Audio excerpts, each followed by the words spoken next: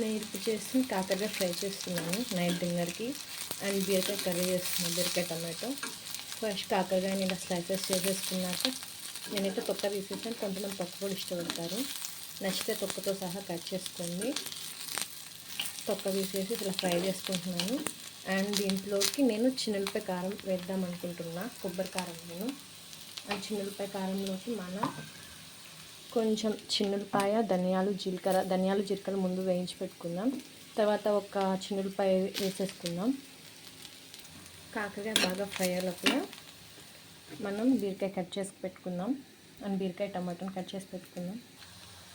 కాకరకాయ అయితే almost fry అవుతుందండి. ఇప్పుడు మనము చిన్నులపాయ కారం తయారు చేసుకుందాం. దానికోసం ఇందాక చెప్పినట్టు జీలకర్ర, ధనియాలు, చిన్నులపాయతో సహా ఉప్పు, కారం కూడా యాడ్ చేసుకున్నాను. దీనికి మనం గ్రైండ్ చేసుకుందాం. ఇలా చిన్నులపాయ కారం రెడీ చేసుకున్నాం కదండి. ఇప్పుడు బాగా ఫ్రై అయ్యాక ఒక 5 మినిట్స్, ఒక 2, 3, 4 మినిట్స్ ఫ్రై చేసుకుందాం. ఆల్మోస్ట్ అయింది. కొన్ని ముక్కలు అయితే ఫ్రై అవ్వాలి. మీలో ఎంతమంది కాకరకాయ అంటే ఇష్టమండి? ఇష్టం ఉంటే కామెంట్ చేయండి. ఇది చాలా ఈజీ ప్రాసెస్. నాకు ఇది నియర్లీ ఒక 20 to 25 మినిట్స్ అంతే పట్టింది.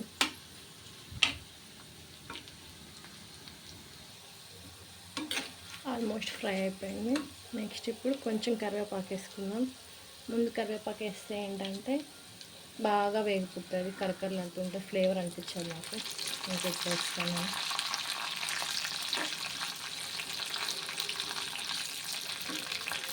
అండ్ ఈలోపు నేను బీరకాయ కర్రీకి కావాల్సినవి కట్ చేసి పెట్టేసుకున్నాను. అండ్ ఇప్పుడు ఈ పౌడర్ వేసేసుకుందాం. కొబ్బరి కారం, చిన్నులపాయ కారం. మీరు ఎంతమంది కొబ్బరి కారం అంటే ఇష్టమో, చిన్నులపాయ కారం అంటే ఇష్టమో చెప్పండి.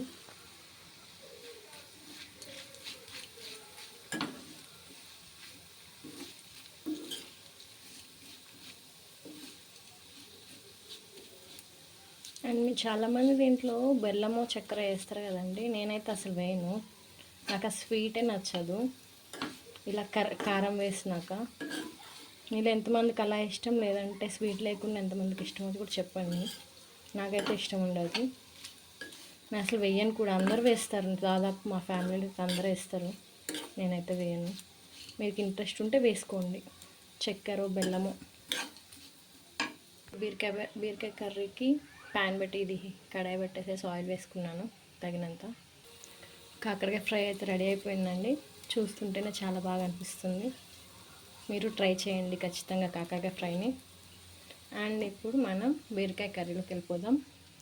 ఆయిల్ బాగా హీట్ ఎక్కింది, జీలకర్ర, ఆవాలు బాగా వేగాయండి. ఇప్పుడు ఆనియన్ కూడా వేసేసుకున్నాం. ఆనియన్ కూడా బాగా ఫ్రై అయింది కదండి. ఇప్పుడు టమాటా వేసేసుకుందాం.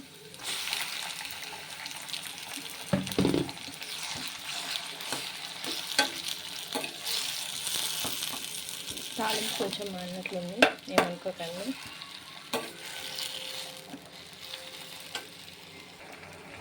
బీరకాయ కూడా వేద్దాం. టమాటా అండ్ బీరకాయ రెండు ఒకేసారి మగ్గితే చాలా బాగుంటుంది టేస్ట్, గుజ్జుగా.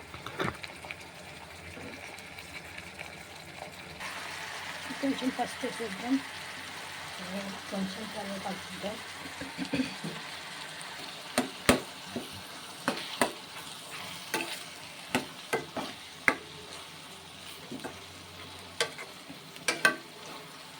అవును, మీలో ఎంతమంది బీరకాయని చేసి చూడకుండా కర్రీ చేశారండి? నేనైతే 2 times చేశాను, అంటే వంట నేర్చుకునే కొత్తల్లో.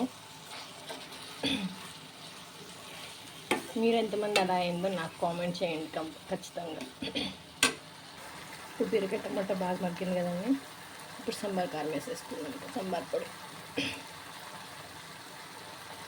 కర్రీకి మంచి టేస్ట్ ఇచ్చేది ఈ సాంబార్ పొడి అండి.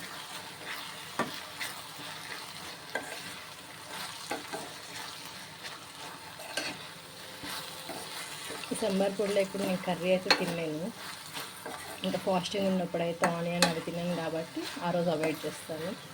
ఇంకా ఆల్మోస్ట్ అన్ని కర్రీస్కి నేను యూస్ చేస్తాను సాంబార్ పొడి. ఈ సాంబార్ పొడి కూడా నేను ఒక వీడియో చేసి తీసి చూపిస్తాను మీకు. అలాగే కొంచెం ఉప్పు, కారం కూడా వేసేసుకొని తిప్పేసుకున్నాం.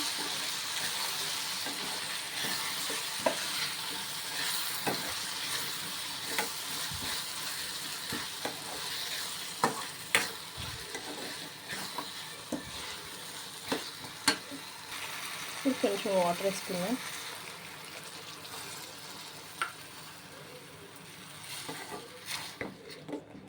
కన్సిస్టెన్సీ అంతా పోయి గుజ్జులాగా వచ్చే వరకు ఉడికించుకుందాం. ఇంకా ఏం వేసే పని లేదు, జస్ట్ లిడ్ క్లోజ్ చేసి పెట్టుకొని సిమ్లో పెట్టేసుకుందాం. 5 minutesలో మీకు కర్రీ అయితే రెడీ అయిపోతుంది. కాకరకాయ ఫ్రై అయితే చాలా క్రిస్పీగా వచ్చింది. దీన్ని నేను 4 to 5 days స్టోర్ చేసుకుంటాను. 5 daysలో కంప్లీట్ అయిపోతుంది. 1 week అయినా స్టోర్ చేసుకోవచ్చు.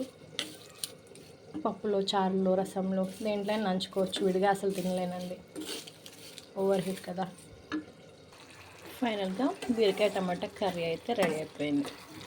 మీరు ట్రై చేయండి, నచ్చితే లైక్ చేయండి, షేర్ చేయండి అండ్ కామెంట్ కూడా చేయండి. Thank you.